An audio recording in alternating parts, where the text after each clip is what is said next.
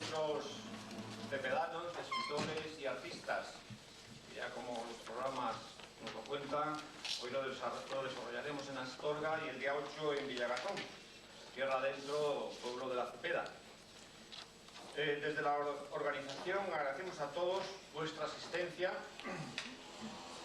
colaboración, a los medios de comunicación, prensa y radio y televisión que bueno, se hacen eco y nos prestan ese apoyo estimable. A todas estas jornadas. Esperamos que en esta, bueno, no sea menos. Desde estas jornadas lo que pretendemos, como es lógico, es, bueno, conocer, impulsar nuestras raíces cepedanas y si es posible, proyectar expectativas de futuro, cosa no fácil, pero que creemos que no es imposible. La organización agradece al alcalde de Astorga, Juan José Alonso Perandones, su presencia, y al presidente de la Cámara de Comercio, don Victorino González Ochoa, que ha dado todas las facilidades para poder desarrollar este acto en esta sala, lo cual se le agradece. Bienvenidos a todos. Vamos a cederle la palabra a don Victorino González Ochoa y con él les dejamos. Gracias por la presencia. Buenos días a todos.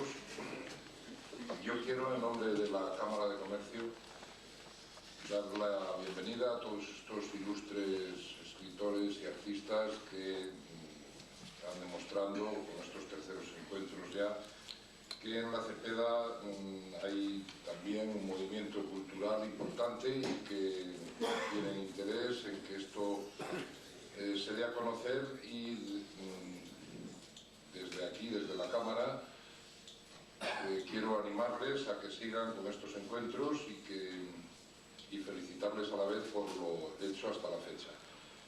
La Cámara de Comercio, que es además de Astorga, como todos sabéis, de todo su partido judicial, por lo tanto es la Cámara de Comercio de la Cepeda, está orgullosa de que esto se pueda celebrar aquí y hoy se siente, pues evidentemente, más cepedana que nunca, porque yo creo que todos los habitantes de la Cepeda han demostrado a lo largo de muchos años la gran importancia que han tenido en el desarrollo del comercio y la industria de Astorga, por ser esa salida natural que han tenido todos los productos y porque todos los cepedanos hemos sentido en Astorga siempre la capitalidad natural y más inmediata de toda la Cepeda. Entonces, repito, la Cámara se siente orgullosa de que se puedan celebrar aquí, igual que se celebra cualquier otro acto del resto del Partido Judicial de Astorga. Cualquier acto de este tipo y en este caso mucho más yendo a la Cepeda. No quiero dejar pasar la oportunidad de transmitir la felicitación a los premiados de este año, Benito Escarpizo y Antonio Natal, que creo que son por parte de la revista La Voz de la Cepeda, que yo creo que son los auténticos impulsores e iniciadores de estos encuentros y que sigáis con este ánimo y con esta fuerza, y a Ricardo Magaz igual por esa impulsión que tiene la revista La Voz de la Cepeda, y que nos sentimos orgullosos todos los cepedanos de gente que anime a la Cepeda y contar con toda nuestra colaboración, y a vosotros pues bienvenida para que este encuentro sea y tenga la mayor brillantez posible y que sea un encuentro más, pero que vayan dándole el realce y la categoría que todos deseamos para la Cepeda. Nada más.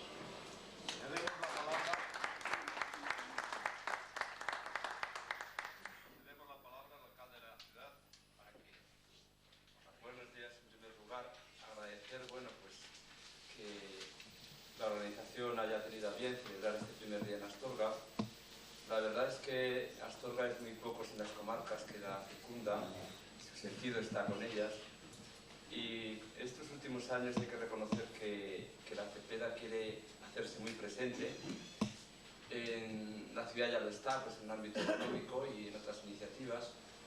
Y también este deseo va encaminado en definitiva, a unir voluntades de personas valiosas en el ámbito cultural, en el ámbito docente, y al mismo tiempo pues, que quieren aprovechar ese tirón para dar a conocer una tierra que hace muy pocos años se hablaba de la Cepeda, pero que no se estaba divulgando. Es decir, que yo creo que, aparte de lo que supone organizar pues, un encuentro de escritores y artistas cepedanos, lo que indica que existen, por supuesto, es también la proyección o cómo se quiere aprovechar como impulso para una comarca, ¿no?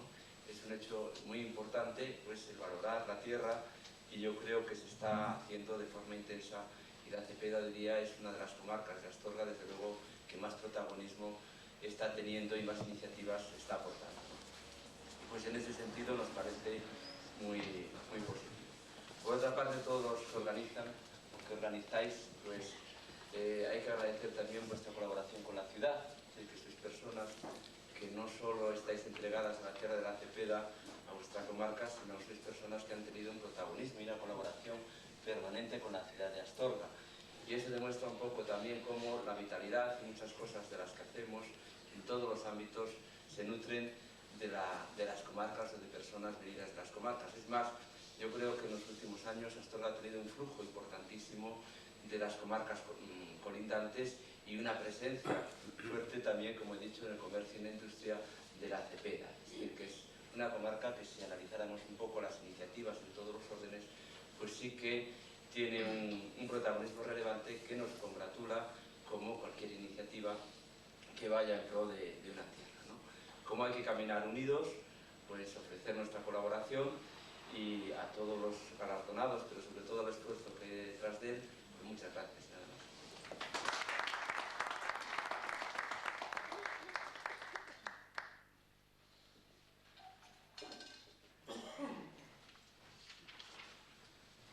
Sí, buenos días. Bienvenidos todos. Gracias a todos los asistentes, a las autoridades que nos acompañáis. Yo os voy a comentar, así someramente, lo que va a haber en el día de hoy, y ya, al terminar, dijéramos, de comentarlo, damos por finalizado el acto de inauguración y empezamos propiamente el acto académico. Martín Martínez subirá, nosotros bajamos y ya presenta al próximo ponente. El primer ponente es Manuel Avilio Rabanal Alonso, que va a hablar de la minería y de las vías romanas en la provincia, pero también en la Cepeda. Cuando él comience a hablar, os vamos a dar un resumen de su conferencia, un mapa que ha elaborado Manuel Rabanal. Y bueno, teníamos interés porque siempre se ha hablado de la minería del Bierzo, que además es, dijéramos, patrimonio de la humanidad ahora mismo, pero también hay minería importante en la Cepeda, en Alemania, casi toda la Cepeda está minada, dijéramos, y hay también vías romanas dentro de ella, como luego nos explicará Manuel Rabanal. Después Marifé va a hablar de la cultura popular en Maragatería, y añadiremos alguna nota diferencial con la Cepeda y algunas cosas que son diferentes en ambas comarcas. Después, dijéramos que damos por terminada la parte propiamente académica de la mañana, y vamos a ir al Museo de los Caminos. Os entregaremos una hoja en la que están todas las obras que proceden de la Cepeda y están en el Museo de los Caminos. Además, se sigue muy fácil, ha elaborado esta guía muy bien don Francisco Blanco Serrano, y ha puesto una pegatina en cada una de las obras que es de la Cepeda, y pone la pegatina: soy de la Cepeda. Así que con esta guía se va por las salas y será muy fácil identificarlas, aparte que don Francisco Blanco pues, nos hará la explicación que crea conveniente. Y después, por gentileza del Ayuntamiento de Astorga, un grupo regional de bailes va a bailar en la plaza del Ayuntamiento, y se concluye así la mañana, ¿no? Casi estamos en la plaza del Ayuntamiento, por la tarde, a las 5:30, se ven comunicaciones de José Luis Puerto y Luis Artigue. Son una especie de proyectos de estudio etnográfico de la Cepeda. Están implicados estos dos profesores en ello. Después dará una conferencia José Luis Alsoponga, centrándose en la arquitectura popular cepedana. Yo creo que va a ser muy interesante, e incluso va a hablar de una experiencia que está realizando en Peñafiel como antiguos edificios, como payozas, etc., son recuperadas para museos, casas de la cultura, centros de turismo rural, y un poco como en la Cepeda también se podría hacer una experiencia similar a la que le está dedicando Peñafiel. Y a continuación, a las 7, se van a presentar 4 libros. Cada encuentro se presentan 3 o 4 libros, lo cual quiere decir que la actividad y el interés de la Cepeda es grande. Una de César Ayer, que es sobre personajes de la provincia de León, y varios pues, son cepedanos, entonces tiene que le dijéramos cabida este libro. Y otro de Gomersino García Cabezas, que se titula Tierras Cepedanas. El Carpizo ha hecho una portada preciosa de este libro, y yo creo que, bueno, siendo que casi cada año ofrece un libro, este es realmente de muchísima calidad, también están bien los otros, pero este aporta cantidad de documentos y, bueno, de temas que desconocíamos y son especialmente meritorios. Yo creo que os gustará mucho este libro. Ángel Francisco Casado Alonso, que es músico, que es poeta, que es del pueblo de Ábano, en una casa solariega, que seguramente tiene que ver con los hidalgos de la Cepeda, antiguos familiares de Santa Teresa de Jesús. Ha hecho un libro de poemas muy bonito, que también va a presentar. Y Florencio Fernández, Chencho, de Sueros, que cada año escribe un libro. Se ha jubilado, pero solo para dar clases, porque la cultura cada año nos deleita con un nuevo libro. Y este año va a ser sobre el pantano, se titula Pantano, porque el pantano de Villameca es algo emblemático en la comarca de la Cepeda. Cerraremos la jornada por la tarde a las 8 con la entrega de los premios de la voz de la Cepeda.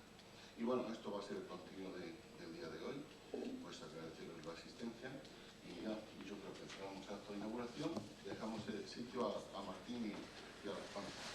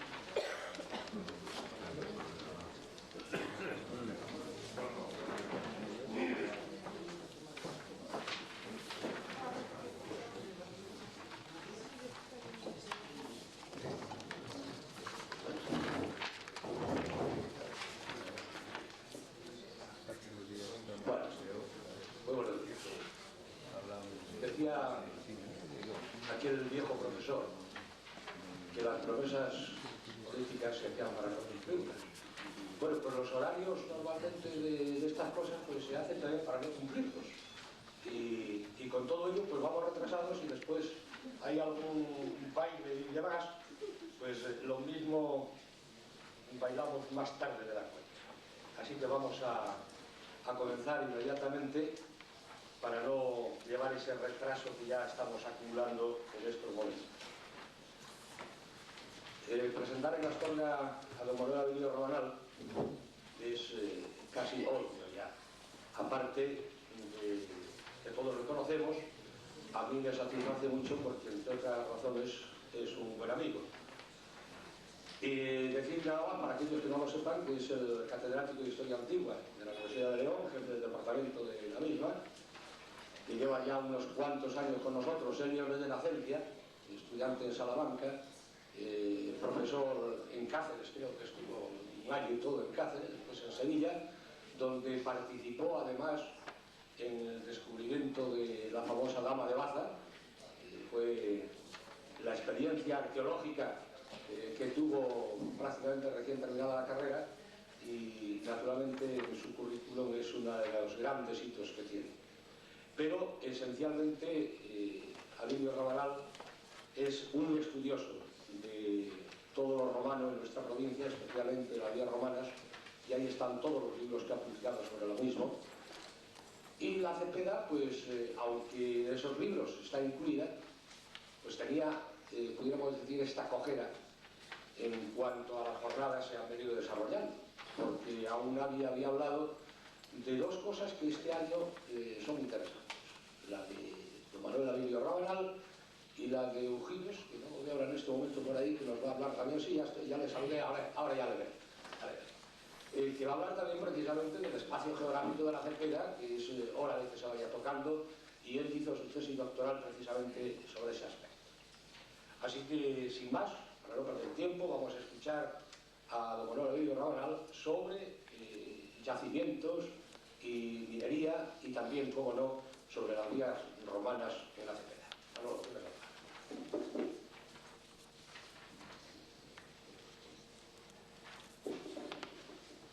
Bueno, muchas gracias a don Martín Martínez, muchas gracias a la organización de estas jornadas, de estos encuentros cepedanos, a los profesores Escarpizo, Natal y Escarpizo, por contar conmigo, lo cual es un honor, es una señal de amistad evidente entre todos nosotros, y que yo agradezco profundamente. El hecho de estar aquí, de que se cuente con uno, siempre es grato, y cuando se cuenta para hablar de una zona determinada de la provincia de la que uno es, a la que uno se siente arraigado, o en la que uno se siente arraigado, evidentemente tiene su connotación de sentimiento positivo. Decía yo en el prólogo del libro de Antonio Natal, La Cepeda vivida, que es una labor meritoria acercar la cultura al mayor número posible de lectores, y para quien tiene una especial sensibilidad social es una obligación moral relacionarse con su entorno. Es evidente que a partir de ahí Antonio Natal y yo y muchos otros sabemos que entre los astures y romanos, nuestros antepasados prehistóricos y de otras historias, aunque dominadoras, no por ello despreciadas, y a veces hay que romper los módulos rigurosos de la investigación histórica y demostrar que la ciencia puede ser el sencillo arte de la comunicación con los demás. Precisamente por ello, nuestros hombres y mujeres de cada una de las distintas zonas que integran la provincia, el Estado, el mundo en líneas generales, sensibles e identificados con la naturaleza, van viviendo, van creando, trabajando y se comunican en un afán a veces, yo diría que dolorido. La vida cotidiana es con frecuencia dura, porque la tierra es el pan de cada día, saben amarla como si fuera una auténtica madre, y porque el arado rompe las vísceras de la fertilidad hecha surcos, es el símbolo masculino de la fecundación, y porque las aguas de lluvia o nacidas en manantiales tienen que ver con el nacimiento de lo valioso. Lo veremos luego al hacer unas referencias un poco al mundo de las creencias entre la Cepeda, entre el mundo de los astures en líneas generales o el mundo prerromano en líneas generales, tienen que ver con el nacimiento del valioso y crecimiento de lo indispensable, de manera que nuestras gentes hablan de lugares sacralizados en muchos de los casos, de divinidades protectoras, porque lo que se conoce se mitifica, surgen las leyendas para explicar los precedentes de alguna realidad concreta. Para estudiar estas y otras cuestiones nace precisamente la historia, que trataremos de ver en algunas de sus parcelas, en dos de sus parcelas principales. El hombre como pensador tiene además sus creencias, como consumidor produce y comercia, y como ser social se comunica con sus iguales, entre la amistad y la rivalidad, entre amores creativos y a veces odios destructores. Las actividades económicas marcan en muchos casos los procesos históricos, pero no son menos importantes las peculiaridades culturales. Entre las facetas materiales y espiritual del hombre se desarrollan las sociedades en todas las épocas, desde la piedra al hierro, desde la vida a la muerte. Y el hombre, como director de esa orquesta multicolor, compone soles y aguas, tierras y cielos, trabajo y descanso. Son matices infinitos, resultado, sin duda, de la complejidad humana. Precisamente por ello, recrear la vida de nuestros antepasados constituye la mejor lección que podemos dar de humanidad y de esperanza. Dar a conocer a nuestras gentes en su historia es, sin duda, la meta de cualquier estudioso. Con ese pasado tenemos una deuda inmensa, porque somos la última raíz del árbol presente. Precisamente en función de todo ello, quería hacer algunas indicaciones a este respecto en dos ámbitos que corresponden a la época prerromana y romana, fundamentalmente la época ya de dominación romana, como son esos dos aspectos citados, la minería y las vías de comunicación. No es demasiado, lo que tenemos es quizá una faceta no muy, digamos, no muy estudiada, pero que tiene su importancia considerable, siguiendo las indicaciones que tienen ahí ustedes en el mapa, ¿verdad? Hablando de explotaciones auríferas en Brañuelas, Los Campos, La Jagüeta, en Monte Alegre, Campo La Feral o La Cantera, en Ucedo y Valbuena de la Encomienda, Mazamorra. Están numerados perfectamente, yo creo que el mapa está lo suficientemente claro como para hacer el seguimiento. Y en lo que respecta pues en Porqueros, en Amarillas, en Tahuenca, también en Porqueros, Tacos, por lo llamado Pozo Viejo, en Quintana de Castillo, Llamas de la Ribera, Arroyo de Valcabado, Valle de las Forcadas, etc. Castros mineros de Villagatón, Los Castriellos, el Vega de Cepeda, La Corona, o yacimientos romanos de Porqueros, La Corona, de Vega de Nagaz, Magá de Cepeda, en Quintana de Font, Revilla y seguramente muchos otros más que no están ahí. Algunos de ellos ya más o menos catalogados. Estamos esperando, como está anunciado ya de algún tiempo atrás, ¿no?, la aparición de la carta arqueológica que estaban elaborando una que fue alumna mía en la Universidad Complutense, María Jesús Alonso, de Escurelo, y que esperamos que pueda ver la luz lo antes posible, ¿no?, que se pueda editar y tengamos constancia. De todas formas, sabemos y tenemos más o menos catalogados algunos otros yacimientos arqueológicos importantes, ¿verdad? Con respecto a ese inventario, y me van a permitir que haga una primera, que me centre en tres puntos fundamentales: hacer una descripción de lo que sería el inventario arqueológico, muy someramente, dos indicaciones breves con respecto a las vías de comunicación, una vía principal que se recoge ahí en la parte izquierda, en la zona de Monte Alegre, Manzanal, que es la vía 18 y 19, el tramo de esas dos vías, que es una en realidad, una en real, como en la materialidad del camino, y dos vías que no he hecho una, luego lo veremos un poco, porque convendría que uniéramos por la zona norte, a mitad de camino, por Quintana del Castillo probablemente, el enlace por la zona de Villameca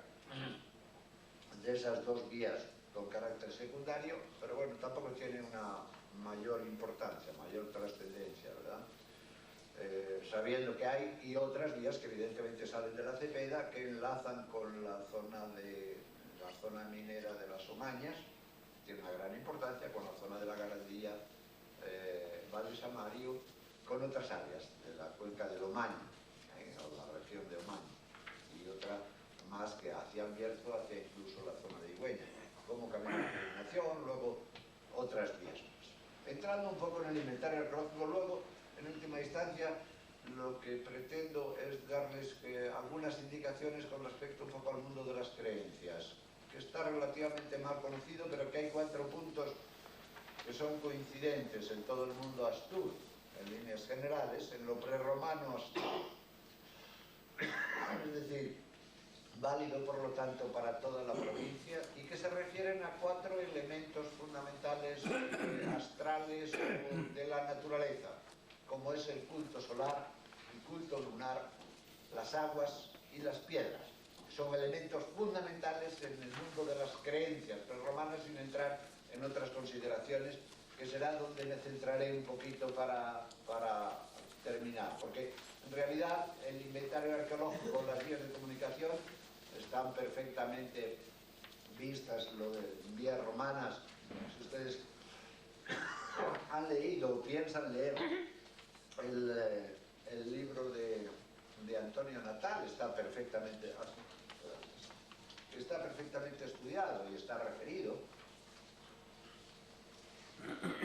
Antonio se refiere a mí algunas veces a mi libro de vías romanas en la provincia de León, ¿verdad? Y bueno, pues yo le agradezco mucho, pero vamos, eso como siempre es mejorable y evidentemente en muchos aspectos el libro de Antonio mejora mucho lo que yo hice en su momento, que ya, entre otras cosas, ya hace unos cuantos años, y siempre las cosas van cambiando y mejorándose con el tiempo.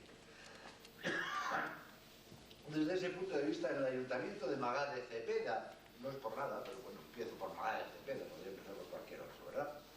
Con el número 1 de Porqueros de Namarías, en Tabueca, hay una explotación aurífera situada en la cabecera de los arroyos del Alto de Tabuecas, al suroeste de Porqueros y al noreste de Benamarías, un yacimiento de tipo secundario, sobre el aluvión cuaternario de escasa importancia, bueno, relativamente escasa importancia, porque parece que hubo un movimiento de tierras de en torno a 341.000 metros cúbicos removidos.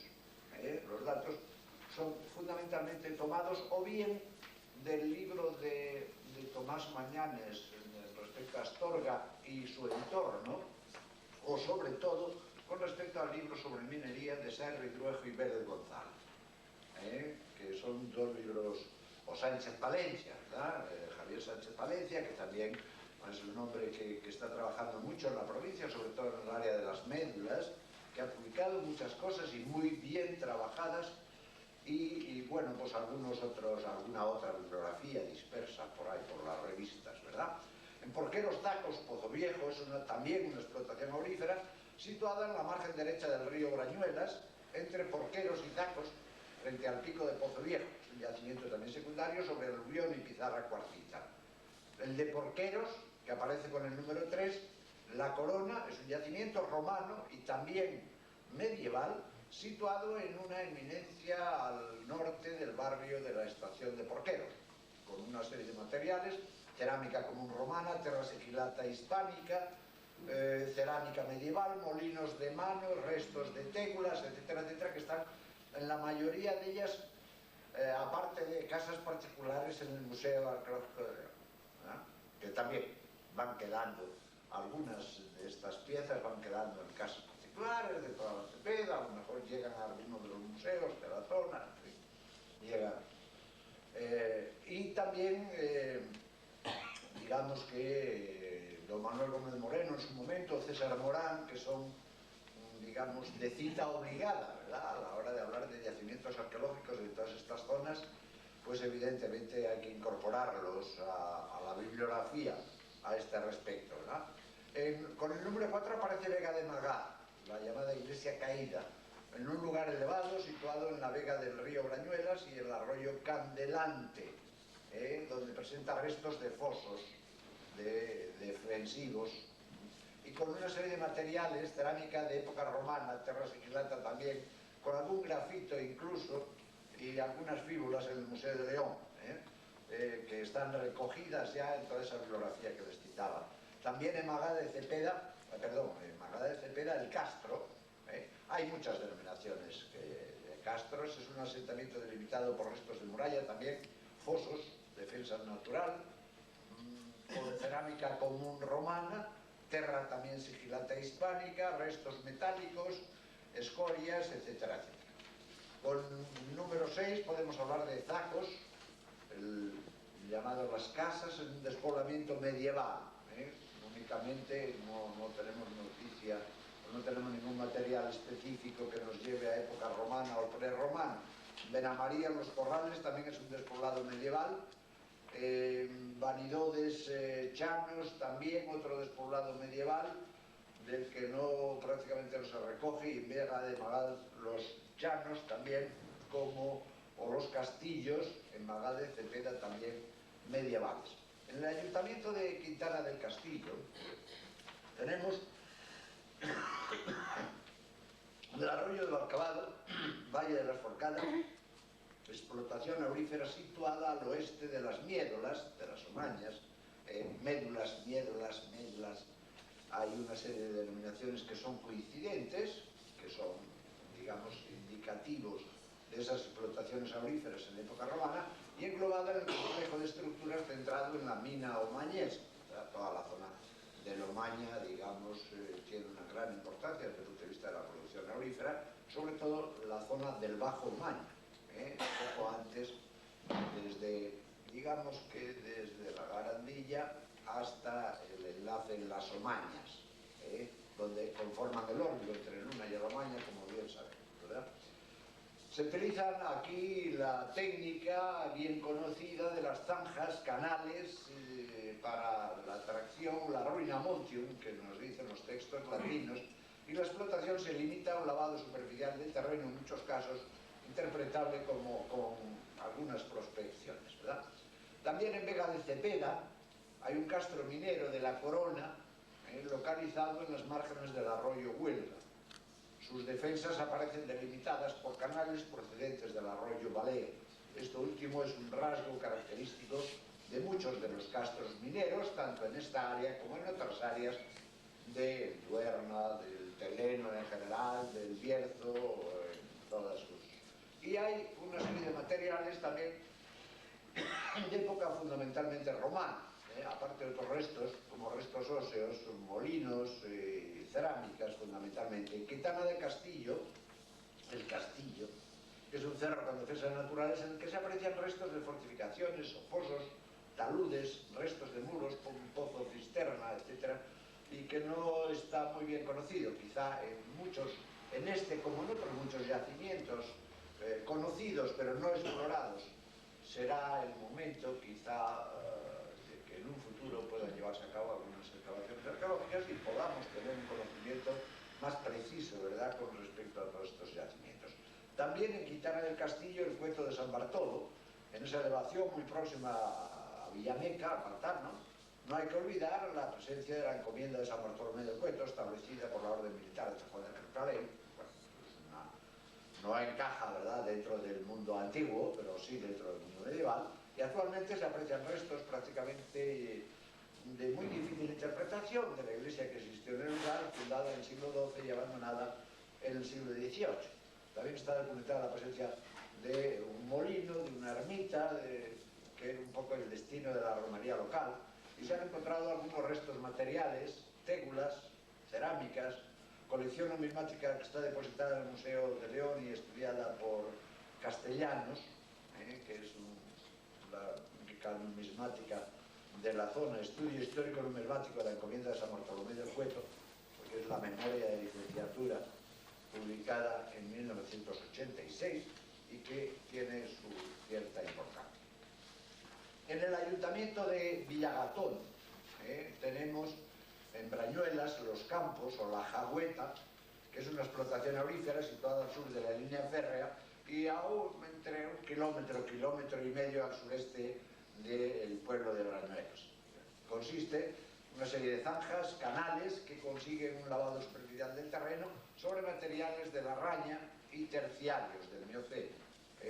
Parece, según los cálculos generales, que llegaron a moverse en torno a unos 300 y más de metros cúbicos, ¿verdad?, según Sánchez Palencia y según algún dato que tenemos en una carta arqueológica que no llegó a publicarse, que patrocinó la Diputación hace unos cuantos años y que, bueno, pues alguna referencia tenemos con respecto a ella, ¿verdad?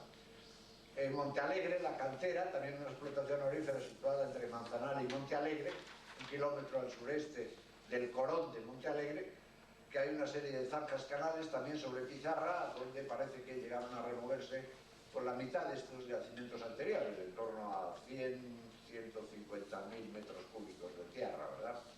En Montealegre mismo, también el campo lateral, que es otra explotación aurífera, al sur, unos 2 kilómetros y medio de Montealegre, y al este de Santibáñez de Montes, sobre la margen izquierda del arroyo Valle de los Prados. Es un yacimiento primario, una explotación a cielo abierto sobre pizarra, y que recogen la publicación de Mañanes de Sánchez Valencia, ¿verdad? En Ucedo y Valbuena de la Encomienda, Mazarnoso, Los Castillos, explotación aurífera también, situada entre los pueblos de Ucedo y Valbuena, a ambos lados del arroyo de Retuerta y Majada. Lo mismo en Villagatón, Los Castrellos, otro castro minero, conocido relativamente bien por las exploraciones del padre Morán en su momento y recogidos por otros autores más tardíos, ¿verdad? Y un miliario de Montealegre que es significativo en esa vía, que significa la aportación de una indicación miliaria de la milla 21 desde Astorga, puesto por los decuriones y que está recogida en la epigrafía de León y por el profesor Diego Santos de la Universidad de Oviedo. Es evidente que ha habido hasta ahora sin duda una insuficiente actividad arqueológica que no permite extraer conclusiones seguras, pero sí puede suponer una importante transformación de esta zona en época romana, ¿verdad? En relación sobre todo con esas explotaciones mineras que tienen una gran importancia, ¿verdad? Ligada al desarrollo, sin duda ninguna, general de las explotaciones auríferas, teniendo en cuenta evidentemente que la capital administrativa y digamos económica de toda la región, de todo el noroeste, es decir, de todas las explotaciones auríferas de todo el noroeste, es precisamente Asturias y Augusta, ¿verdad? Toda la mitad, y que ocupa toda la mitad occidental asturiana, toda la mitad occidental de la provincia de León, parte de la zona de la Sanabria zamorana, la zona de Trasosmontes portuguesa, o parte de la zona de Trasosmontes portuguesa, y la parte oriental de la provincia de Orense y de la provincia de Lugo, de Galicia, ¿verdad?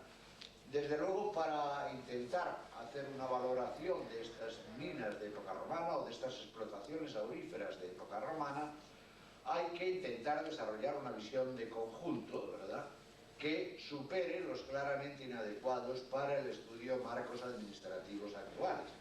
Explotaciones cepedanas se situarían en efecto dentro de un conjunto cuyos principales centros se hallan fuera del ámbito cepedano, básicamente las miédolas de las Omañas, ¿verdad?, que es la zona realmente rica en lo que respecta a estas explotaciones.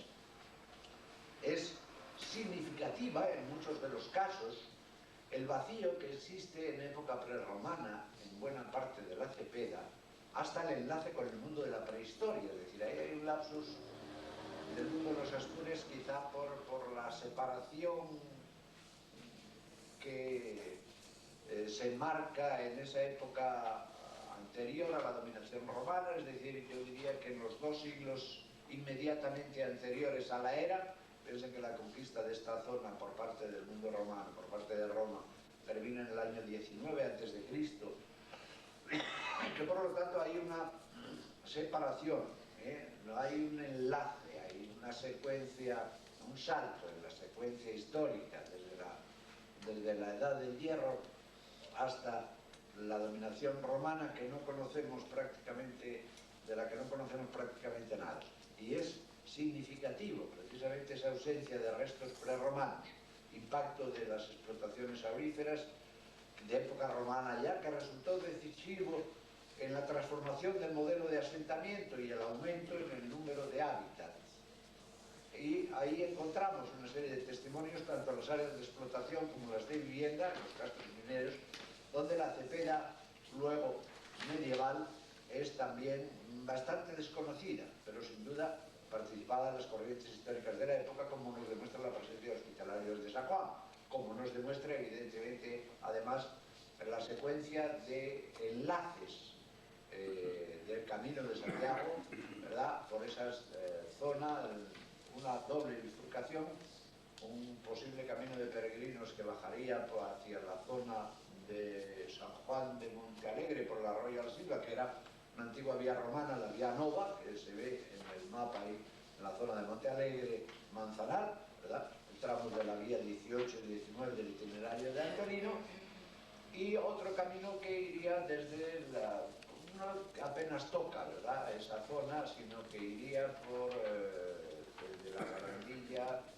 Es el camino que seguiría un poco el eje subcantábrico, porque todas estas tierras de lo que será el camino francés de Santiago todavía están en manos de los musulmanes, ¿eh?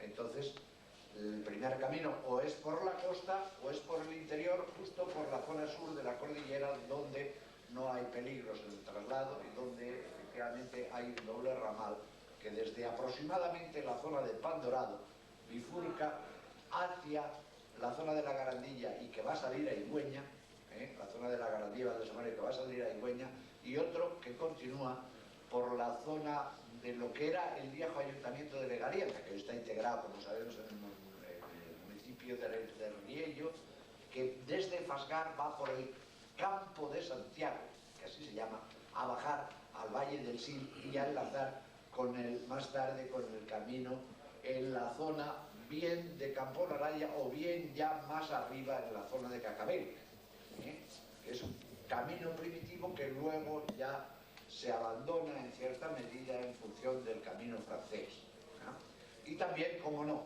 evidentemente hablando de vías romanas, yo ahí, aparte de esa que es la única oficial que hay, he señalado esas dos vías romanas porque hay una serie de elementos arquitectónicos, elementos arqueológicos que constatan evidentemente la vía del valle del río Tuar. Esa es bastante clara, aunque no tenemos, sobre todo en la zona norte, en la zona desde Donillas o de Villameca hacia arriba, de donde termina el embalse en la zona norte, prácticamente no tenemos.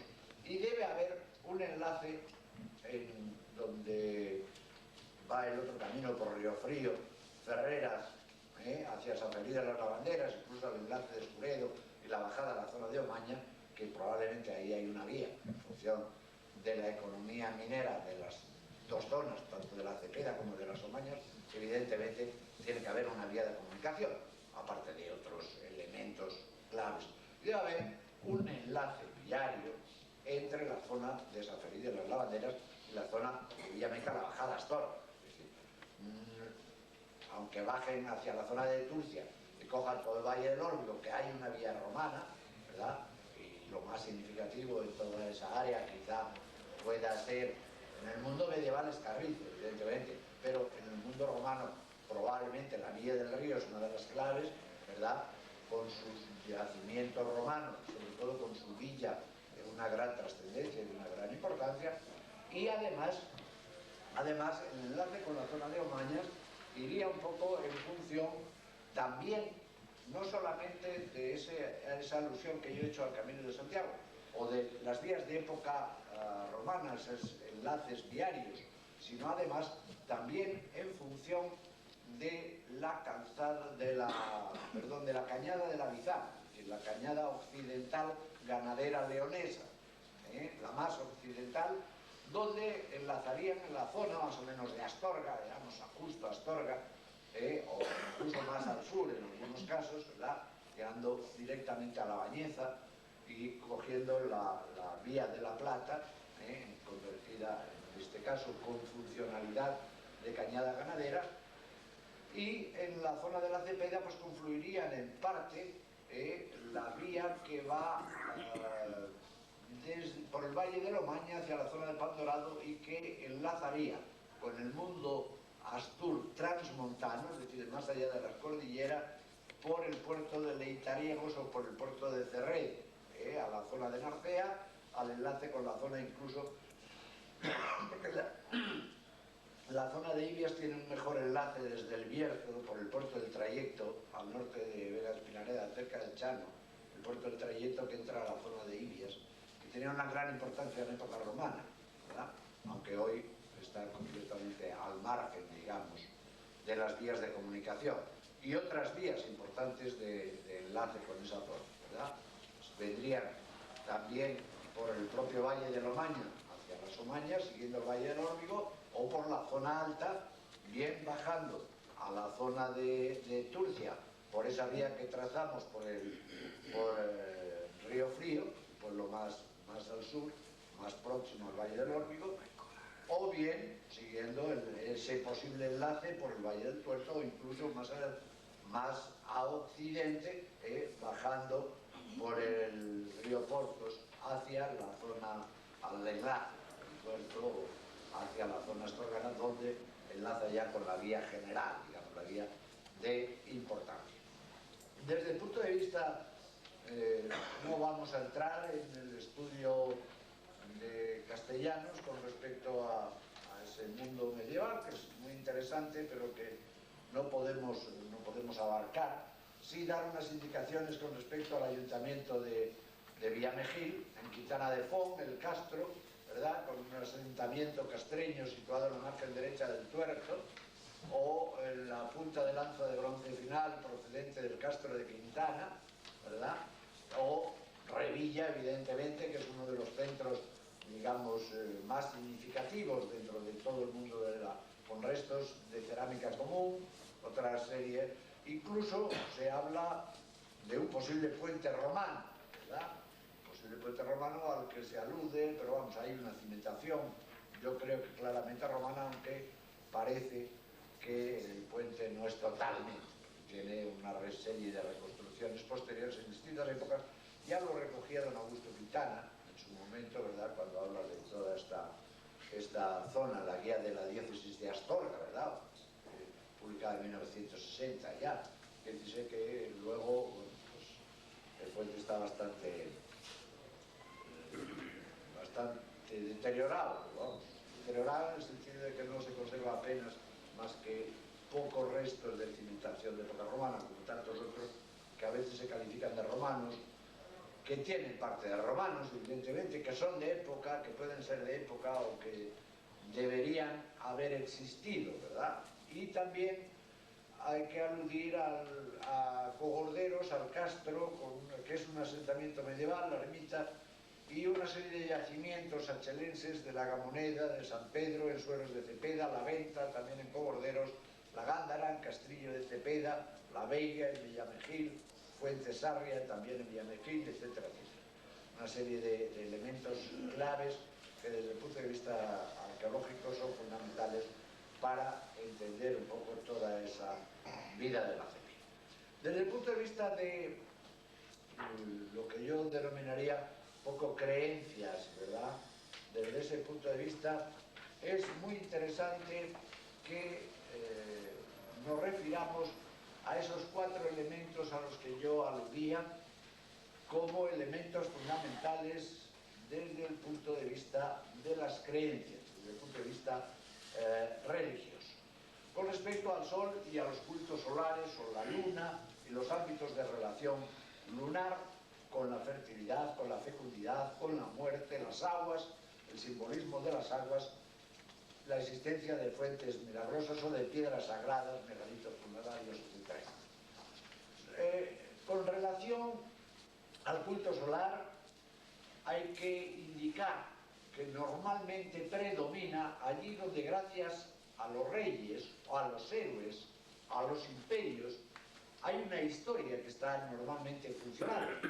Paso progresivo a dioses de la fecundidad y elementos vegetales, digamos, como sería el árbol de la vida, porque en principio la definición cosmogónica inicial tiene que ver con la unión sol-tierra como símbolo de la fecundidad, el sol como un hierofante iniciático que atraviesa todas las noches el reino de la muerte y reaparece al día siguiente de forma ininterrumpida, de forma eterna.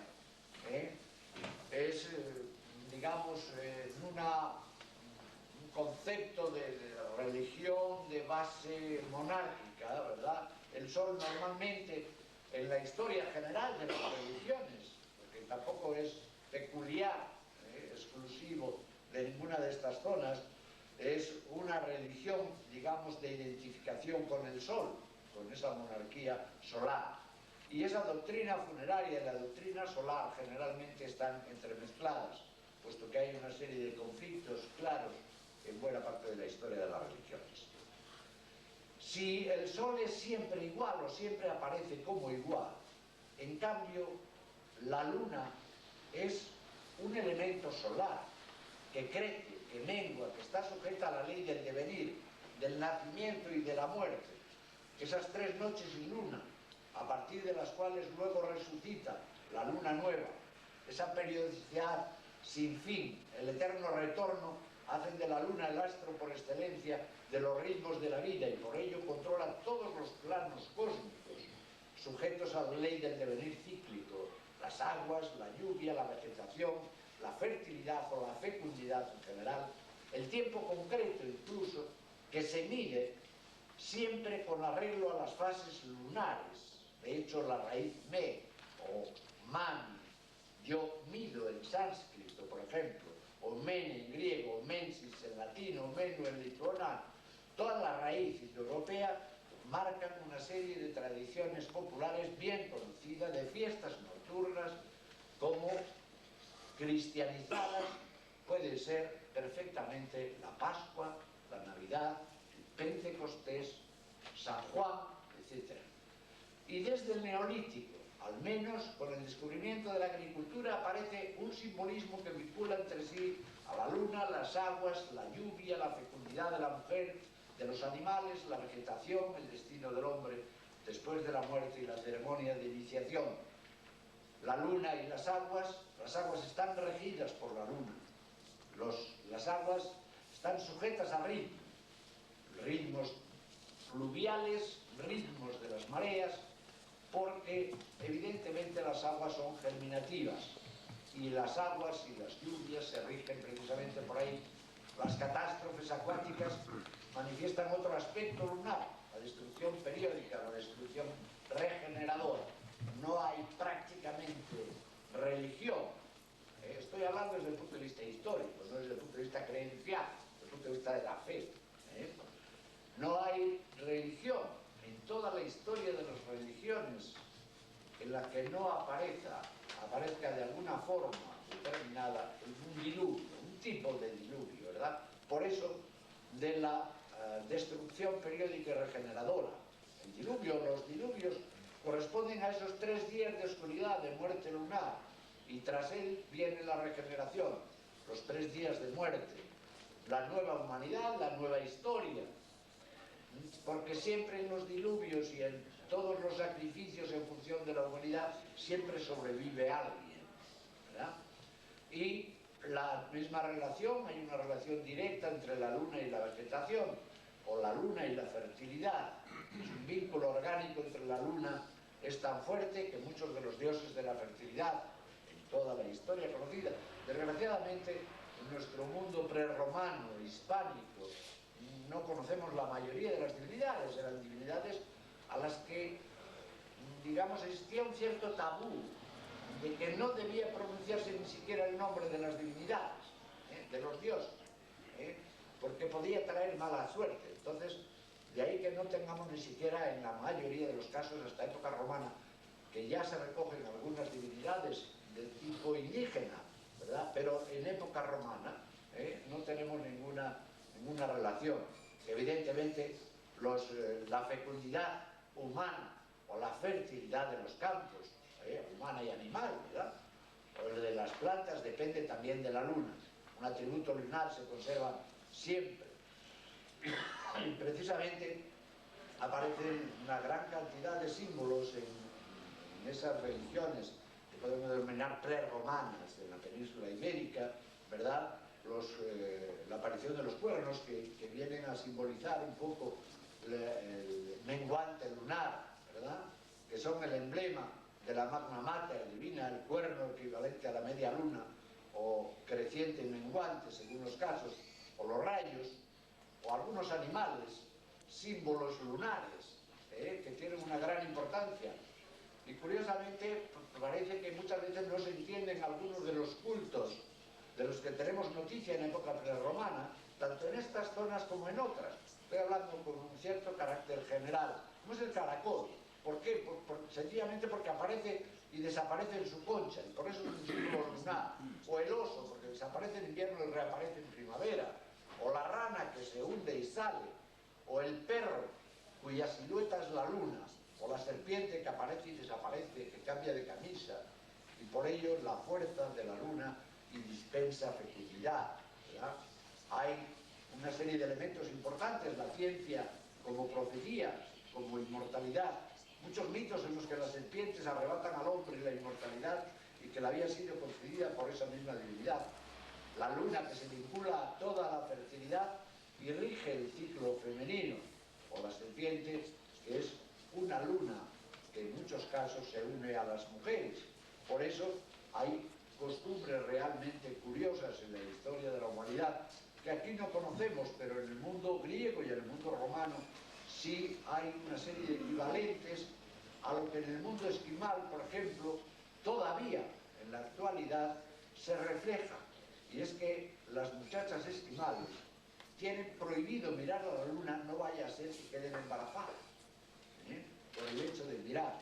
O multitud de referencias que aparecen, ¿verdad?, en esta cultura nuestra prerromana. Hay evidentes relaciones entre la luna, la mujer, la serpiente.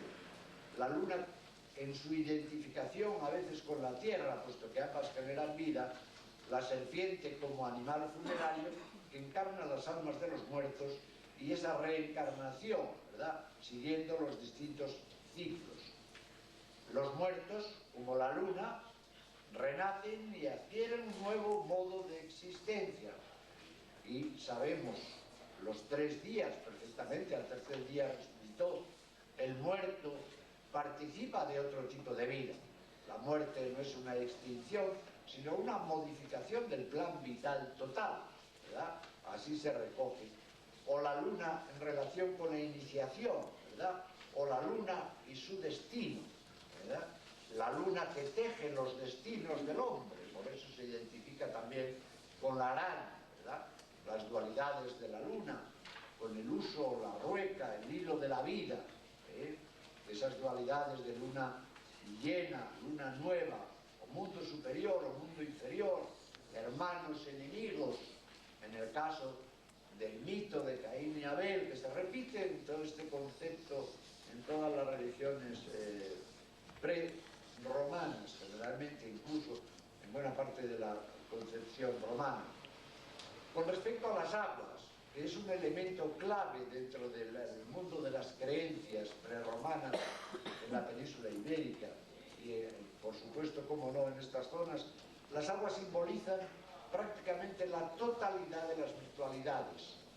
El agua, las fuentes, los manantiales, el nacimiento de los ríos, las charcas, todas tienen unas advocaciones de tipo religioso, porque el agua es la fuente de todas las cosas y de toda la existencia, el fundamento del mundo entero, es el soporte prácticamente de todo lo creado. De ahí la inmersión en el agua, el tipo de bautismo que aparece en toda la historia de las religiones y, cómo no, en las creencias de nuestros ancestros prehistóricos o prerromanos, ¿verdad? Porque esa inmersión en el agua sería la regeneración, una especie de vuelta, de renacimiento, de vuelta a nacer, por un ritual mágico que cura, por un ritual iniciático que hace renacer y por un ritual funerario que garantiza ese renacimiento después de la muerte. El agua se convierte así en un auténtico símbolo de la vida. Se habla de agua viva y se identifica el agua con la luna y con la mujer porque forman el circuito de la fecundidad, y la espiral o el jeroglífico egipcio que corresponde al símbolo del agua, por ejemplo, pues tiene que ver con esas corrientes, con ese símbolo de espiral, el dibujo. Y en los pueblos primitivos, normalmente, en casi todos ellos, hay una cierta confusión los conceptos. Lástima que desgraciadamente tampoco tenemos evidentemente algún texto posible, escrito, que nos informaran, o algún elemento arqueológico que nos diera pistas de estos, pero en otros ámbitos equiparables sí que tenemos en algunos pueblos primitivos la existencia de la confusión entre el agua y el semen masculino, el semen viril. Mitos de vírgenes que pierden la virginidad con la lluvia aparecen en muchas creencias, ¿verdad? El agua que hace germinar y que es fuente de vida, ¿verdad? Y que evidentemente responde a múltiples concepciones que han perdurado en muchos de los casos a lo largo de la historia y que se mantienen en el entorno de algunos centros religiosos que a la vez tienen su propia fuente, ¿verdad? Su propia fuente, el arrojar las monedas en la Fontana de Trevi, en Roma, o la fuente que hay a los pies de la Santina de Covadonga, donde se echan las monedas, donde además está la referencia, que tiene una referencia muy directa con el amor, con el matrimonio, con la fecundación, etcétera, en el sentido de que, bueno, dentro de como dicen las canciones, dentro del año se casa la moza que tiene la moneda en la fuente, ¿verdad? Y cosas de este tipo que aparecen, que tienen una relación muy, muy directa, ¿verdad? De ahí que precisamente en todas estas, en el mundo de todas estas creencias, sabemos perfectamente que hay muchas variantes de esas cosmogonías arcaicas, donde el cielo abraza la tierra y la fecunda con la lluvia.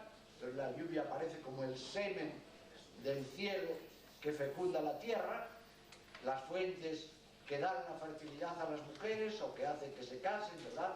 El agua de vida, en definitiva, ¿verdad? El agua que cura, que rejuvenece, que da la vida eterna, la fuente que normalmente también todo el mundo de las creencias aparece como guardada por dragones, esas fuentes de la juventud, las fuentes de la vida, ¿verdad? En lugares de muy difícil acceso, porque el camino hacia la fuente, hacia el origen, hacia el nacimiento del agua, exige una serie de pruebas difíciles.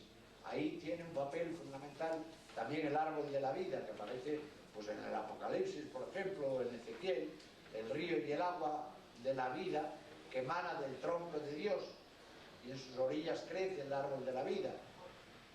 Fuentes con virtudes curativas, o ríos con virtudes curativas, aguas en la medicina popular, o simbolismo de la inmersión en el agua, ¿verdad? Porque regenera, porque limpia, porque quita los pecados, y así aparece pues desde los textos bíblicos, desde los textos antiguos testamentarios, pasando por el mundo griego o romano, o el mundo de otras religiones como el mundo de la India o el mundo mesopotámico, que así atestiguan, y que en cuyas religiones, en cuyas creencias hay un apartado que tiene que ver directamente con la inmersión de imágenes también, de divinidades, de santos, ¿verdad? Para pedir la lluvia, nuestras rogativas, ¿verdad? Que se mantiene como algo cristianizado, pero de un origen creencial absolutamente pagano, ¿verdad? Esas rogativas que aparecen, o la inmersión en el Ganges, o el bautismo en líneas generales, que es un instrumento de purificación y regeneración en relación con el pecado original, pero que existe un tipo de bautismo, lo mismo que existe un tipo de comunión o de Eucaristía en todas las religiones de la historia de la humanidad. Y por supuesto es una de las creencias fundamentales dentro del mundo pre-romano, hispánico, ¿verdad?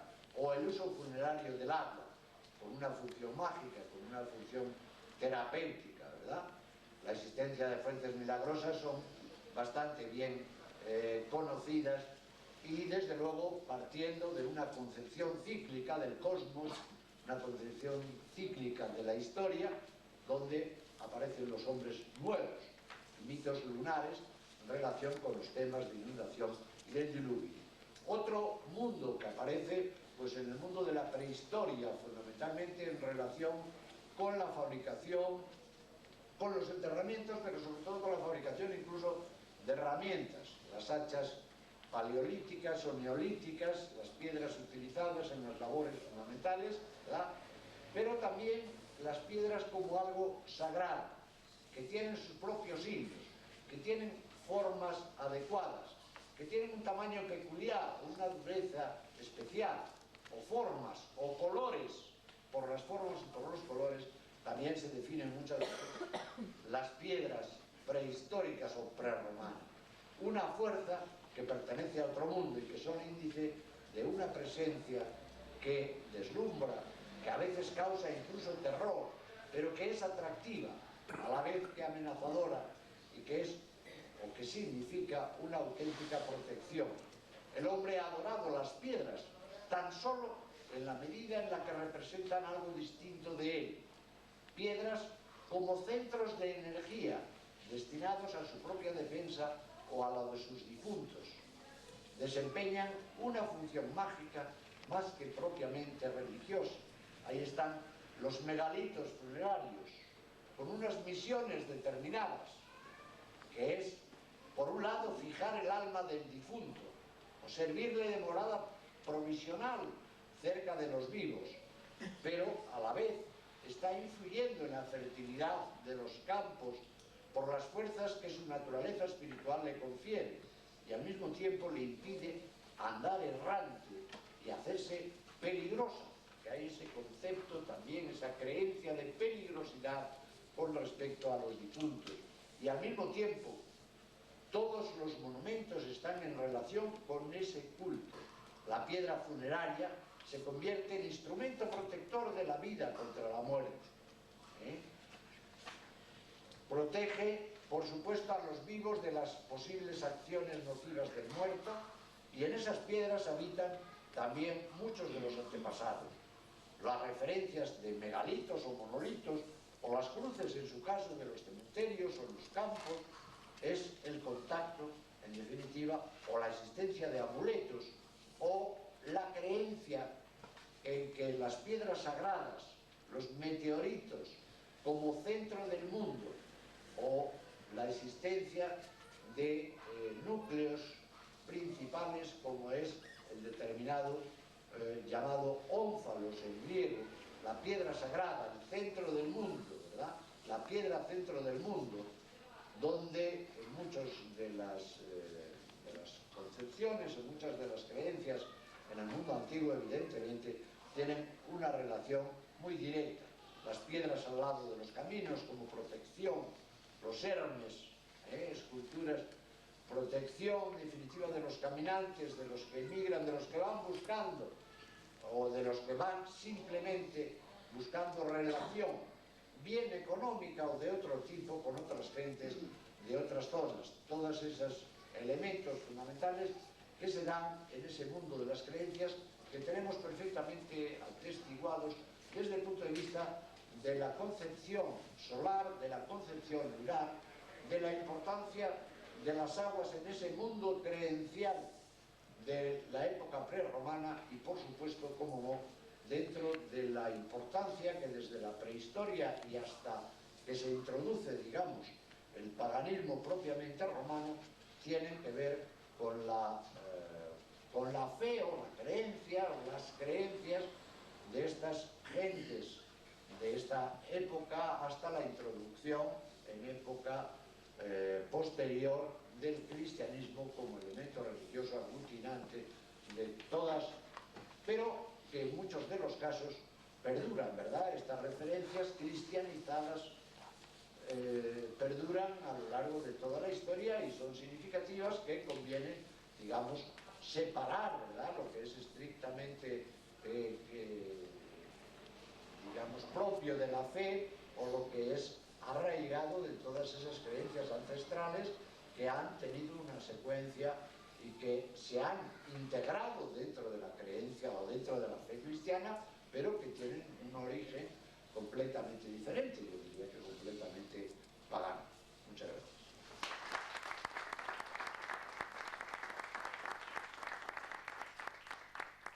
Gracias, profesor.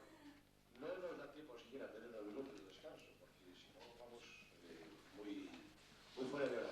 Unimos a las dos charlas que tenemos. Yo creo que es mejor que lo hagamos así, para poder avanzar un poco en el tiempo, si no vamos a andar muy retrasados.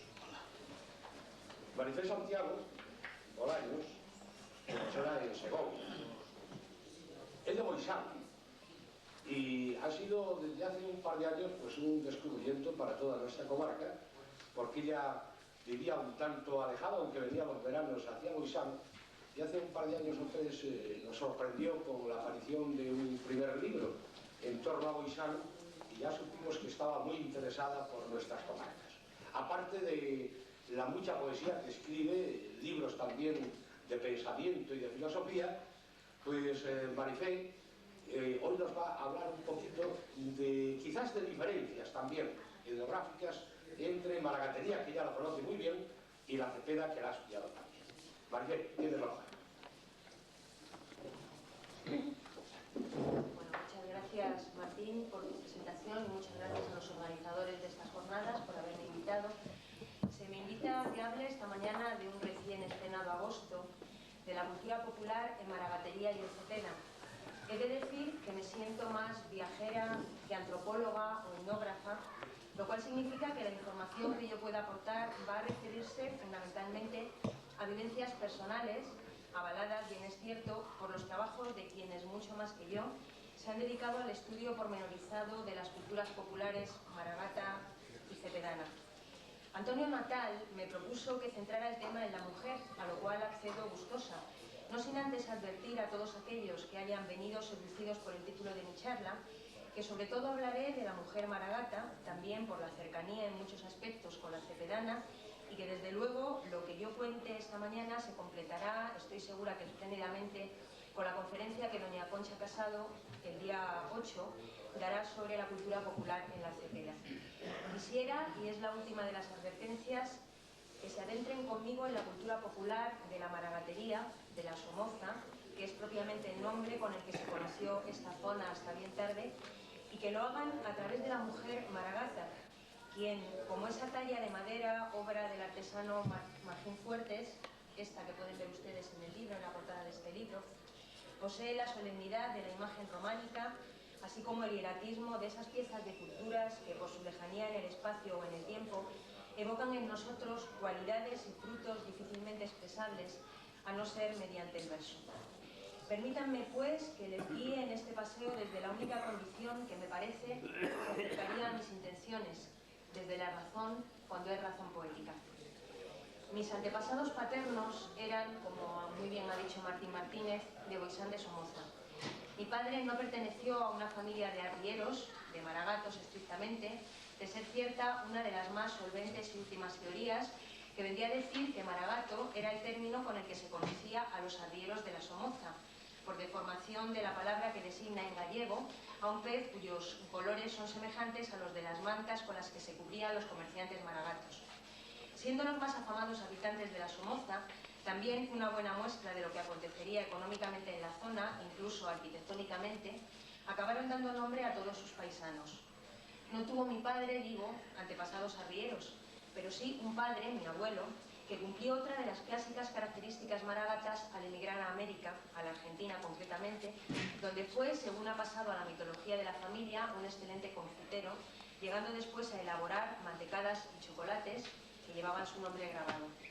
Hace ahora 100 años, en este año de celebraciones, emigraba mi abuelo a Buenos Aires, donde se relacionó con maragatos como él, trabajadores del ferrocarril o comerciantes en su mayor parte. En la otra orilla, del mismo modo que los arrieros daban nombre a la Somoza, los maragatos daban su nombre a los habitantes de zonas donde se establecieron, como es el caso ya paradigmático de Carmen de Patagonia. Pues bien, mi abuelo maragato quiso casarse, y aunque llevaba más de 20 años fuera de Boixán, escribió a su pueblo para que le recomendaran moza allí nacida, tal vez porque esa endogamia que caracterizó a los maragatos del pasado tenía que ver con algo que sobrepasaba la lógica del aislamiento, y se le recomendó a mi futura abuela. Ella, como mujer maragata, sabía que el corazón es tan importante como la cordura, así que aceptó a mi abuelo porque era hombre de mundo, educado y con un oficio. Del mismo modo que en la Cepeda, según he podido leer, en Maragatería era muy importante el tema de las representaciones teatrales populares. Me ha contado que las mejores maragatas procedían de Villalibre y de Boixán. Así que, siendo mi abuela modelo de la mujer de la que estamos hablando, hubo de dejar su afición, parece que muy bien desarrollada, a las comedias que representaban con su participación, sobre todo en Pascua. Se trataba de un espacio de encuentro entre todos los del pueblo y los que llegaban de fuera para asistir a tal evento. Los ensayos se hacían de noche, al acabar las labores del campo y los animales, y solían estar dirigidos por el maestro o alguna otra autoridad intelectual. Yo he llegado a ver alguna todavía, hace unos 30 años, y es verdaderamente impresionante la fuerza que crean y que desarrollan, lo que significan y lo que consiguen, de lo cual, si les parece oportuno, podemos hablar después. Siguiendo la ley Maragata, se casaron en Boisán. No sé si hubo boda tradicional, pero sí recomiendo que les sea contado el rito paso a paso. Yo no quisiera ahora extenderme en este tema. Sí que he leído que la boda en la Cepeda tiene que ver con la boda Maragata, es una derivación o tiene muchas similitudes con la boda Maragata. Como verán, mi intervención no pretende en absoluto ser académica, sino más bien literaria, por lo tanto, después, si quieren que haya un coloquio, estoy dispuesta a contestarle a todo aquello que encuentre que puedo hacerlo. Bien, se casaron y desde entonces, desde la boda, mi abuela ya poseía el traje completo. Había cambiado el pañuelo de soltera por el de casada y todo el resto de prendas maragatas imprescindibles pasaban a formar su ajuar de la memoria, como se le iría transmitiendo a las mujeres que en su familia la siguieran. Aguarden un poco, porque en breve les contaré cómo se vive en un pueblo maragato la ceremonia del vestido. Me gustaría que después pudiéramos hablar también de cómo se vive esto en la Cepeda, de lo cual seguro que hay algunos aquí que están más informados que yo. Tras la boda y el tiempo prudencial para saber que mi abuela continuaba desde su cuerpo la familia, mi abuelo regresó a Argentina, quedándose ella sola con los recuerdos y la obligación de mantener la casa y la tierra. Ella no padeció cobada. En Boisán nadie recuerda que tal hecho se diera jamás allí, pero sí que lo hicieron en Lucillo, por ejemplo. No padeció cobada, pero sí todo tabú que fuera capaz de domesticar el cuerpo de la mujer, valiéndome de la terminología al uso. Por ejemplo, no se le explicó qué era la regla, pero sabía que de vez en cuando de niña las mujeres, al ver que se acercaba, decían «silencio, hay ropa colgada». Fue aprendiendo que menstruando no podía ayudar en los aliños de la matanza ni tocar las flores, tendría que tener cuidado con el agua fría del río si en las matanzas le encargaban ir a lavar las tripas de los animales para que se fuera el alma de estos en la corriente. Debería ser cuidadosa con ciertas zonas del río donde las mozas iban a bañarse y a lavarse el pelo. Por esto último estaba lleno de reptiles acuáticos, porque ciertos animales atacan a las mujeres, etc. Cuando nacieron sus hijos, se llamaría a la partera del pueblo una mujer con cierto don para llevar a cabo las tareas del nacer. Al médico solo se le avisaría en casos de gravedad extrema. Después se le atendía un tiempo a caldos de gallina y 3 o 4 días más tarde sus amigas le traerían chocolate. Hasta que le viniera la leche, bebería agua con anisitos y si no podía amamantar a sus hijos, otra recién parida como ella se encargaría de hacerlo. No podía ir a la iglesia hasta pasar la cuarentena y entonces sería recibida en el cabildo de la misma manera que otras mujeres junto con su bebé. Sostendría como mujer la memoria de la familia, cuidaría de la tierra en ausencia del marido, trabajaría el campo como los hombres y además se ocuparía de la casa, asistiría a los oficios religiosos, participaría en las cofradías, etc. Al hilo de la intervención del profesor Rabanal, me ha venido a la memoria un hecho, y es que en Boisán de Somoza, si ustedes lo conocen, la iglesia no está dentro del pueblo, sino que está fuera. Sin embargo, hay una iglesia, ya no hay una iglesia, hubo una ermita en el pasado, a principios de este siglo, creo que se destruyó, en los primeros años de este siglo, que era la ermita de San Miguel. Ustedes saben, en el libro lo cuento mucho más, evidentemente, pero bueno, ahora simplemente por recordar lo que él decía de las creencias populares de esa religión que él ha llamado prerromana. Ustedes saben que San Miguel es una derivación del Anubis egipcio y del Hermes griego. Justamente tiene toda la relación posible con cultos lunares. Recuerdo que se contaba en Boisán que San Miguel era la ermita de las mujeres, precisamente. Por lo tanto, hay un culto a la Gran Madre, un culto más antiguo a la Gran Madre, típica de los pueblos del Egeo, que después ha derivado pues, en Hermes, saben que ha derivado en el ángel cristiano y después en los cultos a San Miguel. Es curioso también que todavía se recuerde, que todavía las mujeres hablen de esa iglesia, de esa ermita que les destruyeron a ellas concretamente, ¿no? Cuando, vamos a ver, estábamos en que mi abuela asistiría a los oficios religiosos, participaría en las cofradías, como decía, etc. Mi abuela no tuvo que hablarle de usted al marido, como lo habían hecho algunas de sus antepasadas. Sin embargo, como ellas, fue a Argentina no a acompañarlo, sino a regresarlo a Boisán. Sabía que su lugar estaba en las faldas del Teleno, al amparo del monte sagrado de los Astures. Por eso en América se limitó a preparar la vuelta, no sin antes lograr todo tipo de semillas desconocidas y exóticas, para que cuando otra vez estuvieran en su pueblo, el fragmento de vida en esa ausencia quedara grabado en un jardín o en una huerta, sellando así el pacto sobre la tierra noticia. Plantar estas semillas del recuerdo era dominar el tiempo y el espacio en la calma de lo que discurre al ritmo de la naturaleza. Cuando volvieron de nuevo, cada acto cotidiano se hacía artesano. El calendario lo marcaban la luna y las estrellas, la ubicación de las nubes o el crecimiento de los seres vivos. La alimentación volvía a discurrir alrededor del cerdo, por lo cual uno de los momentos privilegiados del año sería la matanza, como ceremonia social y como fiesta, de lo cual también podemos hablar después y compararlo con esta ceremonia en la Cepeda. Y la ropa, de la que la mujer es encargada, tendrá el sabor de esos oficios antiguos que se van perdiendo con la introducción de la industria, y entre los que querría destacar el lenguaje y acción que brota en torno al lino y a la lana, donde de nuevo hallamos extrema cercanía con la Cepeda.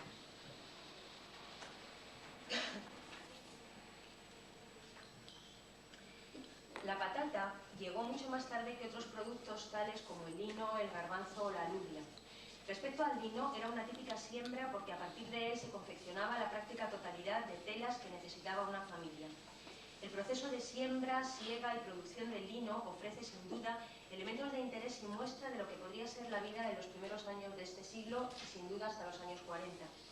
Se escogía primero para que no tuviera hierba, se desgranaba y se le quitaba el grano, la linaza. Después se introducía en el río para cocerlo hasta que quedaba hecho lino. Tras esta operación se majaba para pasar entonces a rastrillarlo. El día antes de espadar, hacer varas de linaza, se reunían todos en una velada previa al trabajo de hilar. De aquí que por extensión las reuniones nocturnas que mantienen estas características se conozcan como hilandón o filandón. En Ullego y en Chana había telares artesanales donde se llevaba el hilo hilado en bolsán. Era el momento en el que se sacaba, dependiendo del lino, el lienzo por varas. El lino se cocía con ceniza de roble o encina, esta última es mejor para blanquearlo. Se lavaba y se ponía al sereno y al sol para que se blanqueara del todo. La lana se hilaba y se llevaba al tejero para que hiciera el pardo, de color negro para pantalones y calzoncillos, o la serga, más fina para el manteo o rodo rojo y verde. Los hombres tenían traje de pardo, que todavía hoy se recuerda. Con la lana se confeccionaban los calcetines, las bragas abiertas, los refajos, la chambra o blusa, las toquillas, los jerseys, las faldas plisadas para los días de fiesta, etc. También se fabricaban colchas de lana que algunas mujeres no podían tejer, más por falta de tiempo que por desconocimiento de la técnica. La lana se teñía con tintes naturales, como por ejemplo el que se hace con cáscara de homero o aliso cocida. Más adelante el tinte se hacía con polvos de colores comprados, aunque muchas seguían usando el homero, los molinillos y las caparrosas para teñir. Con estos tintes era posible también teñir la madera de las madreñas. A la corteza del homero en tal ocasión se le añadían, entre otros ingredientes, aceite y ajo. Un elemento central para todo este proceso es el torno, que servía para hilar y torcer el hilo. A través del torno se conseguía la mazorca. Junto a él estaba el devanador, que era parecido. 4 aspas donde se hacen las madejas de hilo o de la lana, pues el lino se cocía en madejas y en madejas se teñía. Estas madejas se torcían antes de hacer la prenda y una vez deshechas tendríamos el ovillo. Antes de continuar este viaje de la mano de la mujer en maragatería, hago un pequeño paréntesis. Todavía hoy conserva la mujer su relación artesana con los elementos, muestra de lo cual es la interesante exposición que el Lucillo ha organizado un colectivo de mujeres de Filiel, Molina Ferrera y Lucillo, y que aún puede visitarse este fin de semana. Como no podía ser de otro modo, las mujeres recibieron a los visitantes el día de la inauguración vestidas de maragatas. Y volvemos a mi abuela, a la mujer en maragatería. Tuvo que recuperar un modo de vida que no había olvidado, a lo cual ayudaba lo poco que habían cambiado las cosas. Por ejemplo, se hizo cargo, cosa de mujeres, del pan de la casa. Merece la pena que nos sumerjamos por unos instantes en la ceremonia de la cochura, de la cual quedan muy pocos restos, que gracias a un artículo de prensa casi perdido pudimos recuperar para este libro, en el cual se incluye justamente una oración, la oración del pan, que es preciosa y que voy a leérsela justo porque el lenguaje que tiene nos puede también un poco llevar a ese ambiente que a mí me encantaría que ustedes pudieran vivir esta mañana. El trigo se molía el día antes del amase y una vez llegado el día de este se calentaba agua con un puñado de sal y se ponía en la amasera. Se procede al amase. Cuantos más golpes mejor será el pan. Se le añade el armiento o hundimiento, trozo de masa fermentada que se quita de la hornada anterior calor y la levadura, y se deja en fermentación. Luego se enciende el horno y mientras se van haciendo las hogazas en el estrago con una sábana por encima. Se sabe que el horno está preparado porque la piedra blanca para hacer mondilla está caliente. Antes de meter el pan en el horno, este último se habrá barrido con urces, brezo o paja y se habrá sacado todo el borrallo, la suciedad. La hogaza se meterá en el horno con una pala y se sacará con la forcada de madera o con la pala media hora después si es de trigo y un poco más si es de centeno. De por medio tendremos dispuesto el rodraco, vara curva de madera para mover las hogazas. Pero antes de que el trigo comenzara su última metamorfosis para hacerse pan de la mesa, la maragata bendecirá el producto que la naturaleza entrega y ella humaniza. Se trata sin duda de una de las ceremonias más hermosas que entrelazan el tiempo natural con el tiempo sagrado hasta confundirlos, como es común en estas tierras. Sabemos que las mujeres antiguas de Boixán no dejaron de celebrar este rito de la cocción del pan y que enseñaban las oraciones y los pasos a sus hijos. En el momento de dejar las hogazas en el horno y de cerrar la puerta del mismo, se hacía la señal de la cruz con la pala y en el silencio que seguía este acto se rezaba: pan enfornado, Cristo alabado, Dios que te crió en el campo, que te críe en el horno. Pan enfornado, Cristo alabado, las benditas ánimas del purgatorio vengan por el bollo. Si no quieren venir por el bollo, vengan por el pan todo. Dios que te crió en el campo, que te críe en el horno. Tras de lo cual había un rezo de Padre Nuestros y de credos que coincide exactamente con el tiempo que tarda una hogaza de pan en acabar de estar hecha. Mi abuela tuvo que transmitirle a sus hijos, luego a sus nietos, ciertas costumbres de vital importancia, como el porqué de la honradez proverbial del maragato que tan célebre hizo a los arrieros, o la solidaridad teñida de leyenda, también reflejada en una costumbre que se da en Boixán, pero que con matices se da en otros lugares de maragatería, también de la Cepeda, el llamado pan de la tía Bárbara, una mujer ilocalizable en el tiempo que a cambio de que se rezara por ella, dejó una tierra al pueblo, tierra que cada año asume una familia, para que el trigo que produjera permitiera elaborar pan, de modo que el día de Nochebuena todo aquel que cenara en Boixán tuviera al menos pan para comer, de modo que se entrega a cada persona un pan y si se trata de una mujer embarazada, dos. Tuvo que transmitir los juegos para los niños, las canciones, los rezos, las leyendas contadas en las noches de filandón, en los seranios, y como mujer tuvo que hacerse cargo de las tareas que atañen a la medicina, exactamente igual que leo y me han contado hacían las mujeres de la Cepeda. He aquí un interesante tema que podría llevarnos incluso, como apunto en el libro, al estudio político y esotérico de la brujería. Voy a leer algunas de las que a mí por lo menos más me han sorprendido. Por ejemplo, la chicoria es un buen reconstituyente. El diente de león sirve para purificar la sangre. La raíz de un lirio debajo de la cama, hasta que tal raíz se seque, sirve para acabar con los quistes del pecho. La ruda, junto con el ajenjo, se le daba a los recién nacidos o de poco tiempo si tenían lombrices. Se le ponía ruda debajo de la barba y así echaban las lombrices, que de lo contrario podrían ahogarlos. O la salvia se preparaba para untijos, es decir, para cremas que se untaban y suavizaban la piel o una herida. Hay otro ungüento bueno para las heridas, con costra para los labios dolidos por el frío. Se hace con sebo, cera, aceite, manzanilla, ajos y ruda. Como estos remedios se pueden encontrar muchísimos más y he visto que se parecen, algunos de ellos son los mismos que los que se dan en la Cepeda. Un poco más. Cuando mi padre cumplió 11 años, se marchó a Madrid, donde ya se había establecido su hermano mayor, como tantos antes que ellos, en el oficio más característico de los brazos en esta segunda gran emigración, pescadero. Se sabe que con la llegada del tren, la arriería empezó su decadencia y que muchos antiguos arrieros se establecieron en las plazas donde habían llevado sus productos aprovechando los contactos. Ejemplo señero, las pescaderías de Madrid. Mi padre tenía 11 años, era 1942, así que calculen ustedes. La distancia no impidió que, como le había pasado a sus ancestros, Maragatería se tornase espacio mítico del sueño, tal vez porque, como escribiera el poeta, no hay más patria que la de la infancia. Por eso sus hijos, urmanitas, educados en parámetros muy distintos a los de su tierna niñez de Boixán, guardamos el recuerdo de sus palabras, como las de su madre, mi abuela, en el cofre más preciado de lo imprescindible. Nos damos cuenta de cuántas cosas le debemos a la magia de ciertos hechos que la historia nos legó como leyenda, cuando más alejados creemos estar de ellos. He aquí la razón por la que hoy estoy hablándoles de este viaje al significado profundo de la mujer en estas tierras, en un encuentro de escritores y artistas. Hace cosa de 4 años, la entonces recién nacida Asociación Cultural Amigos de Boixán me pidió que escribiera un libro sobre el pueblo.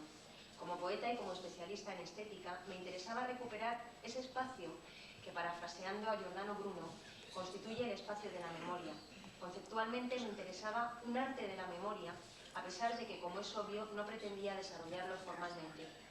Quería recuperar un rincón del pasado, extensible al pasado de todos aquellos de mi generación y de otras generaciones más jóvenes, que están muy lejos, aunque no sean tantos los años transcurridos.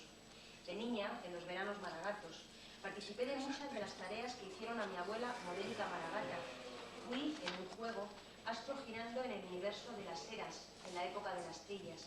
Estuve cerca de las almillas de los antepasados, cuando se sacaba la miel y nos regalaban un pedazo de panal. Asistí a la innombrable belleza de un ternero recién nacido y a la leche recién ordeñada de la madre vaca, que además nos divertía arrastrando el carro sobre el que viajábamos los niños. Recé salmodias con las viejas vestidas de negro riguroso cuando había tormentas. Aprendí a distinguir el toque de las campanas y se me puso un calcetín de lana alrededor del cuello cuando tenía anginas. Aprendí esa dulce pertenencia a los lugares cargados de misterio que se van posando en todas las células físicas y metafísicas que nos constituyen en el camino del crecimiento. El proyecto romántico de escribir este libro tenía como tarea seguir ritualizando lo cotidiano, sacralizando lo sencillo. Así, en agosto de 1995 se presentó en la iglesia de Boixán. Fue preceptivo que me vistiera de Maragata. He aludido en un momento de mi intervención a este hecho. Saqué las ropas de mis antepasadas, de otras mujeres que me precedieron, y fui tornándome tanto sibila como sacerdotisa de un culto ancestral en el que la savia de la tierra se informa en el cuerpo de la mujer y la hace continuación de la vida y la razón humanas. No me vestí, me vistieron. Cada prenda que la vestidora me colocaba traía escrito un pedazo de la historia de la mujer Maragata. Hasta llegar a los últimos retoques, yo había tenido ocasión de vivir hacia atrás cada hecho, cada acontecer.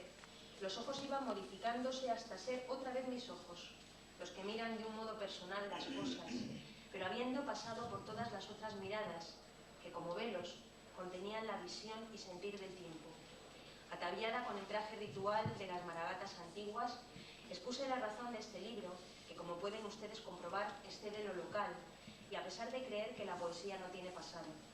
No hizo falta dar muchas explicaciones, porque todos los asistentes a aquella fiesta de la palabra quedaron abrazados en la imagen de un hombre que, como conté el año pasado en Zacos, se me acercó al final para darme un beso, porque me dijo: Maragatos somos todos. Creo que este es el máximo valor de encuentros como estos de hoy en Astorga y el día 8 en la Cepeda. Comprobar que cultura popular no se refiere a la recogida de datos más o menos curiosos, sino adentrarnos en los cimientos de lo que somos, citando, como es menester, a Santa Teresa, llegar hasta el hondón del alma. Las mujeres maragatas de Boixán de Somoza quieren seguir llevando sobre sus vidas la cantidad de pájaros que el topónimo maragatería hace volar. Por eso, como hiciera mi abuela, la mujer Maragata, se ha escrito un ramo que se cantará el día 9 de agosto en la iglesia del pueblo, actual que por supuesto están todos ustedes invitados. Maragatos somos todos. En este ramo no se agradece al santo patrono la concesión de un favor, sino que se recuerda, como se dice en un verso, que permanece aquello que del amor ha nacido. Permítanme que concluya con palabras escritas por Bachelard en su Poética del espacio. El espacio, captado por la imaginación, no puede seguir siendo el espacio indiferente entregado a la medida y a la reflexión del geómetra. Es vivido. Y es vivido no en su positividad, sino con todas las parcialidades de la imaginación. En particular, atrae casi siempre. Concentra ser en el interior de los límites que protegen. Gracias.